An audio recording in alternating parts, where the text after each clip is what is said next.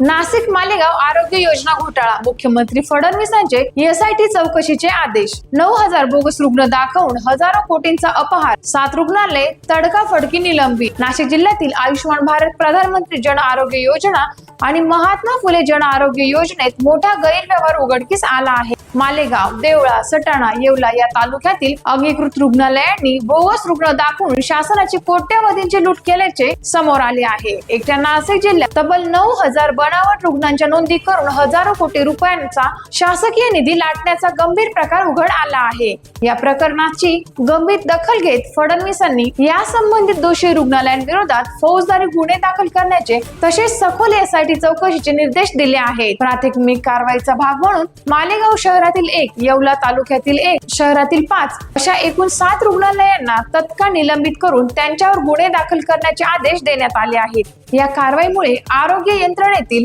भ्रष्टाचाराला चाप बसेल अशी अपेक्षा व्यक्त केली जात आहे.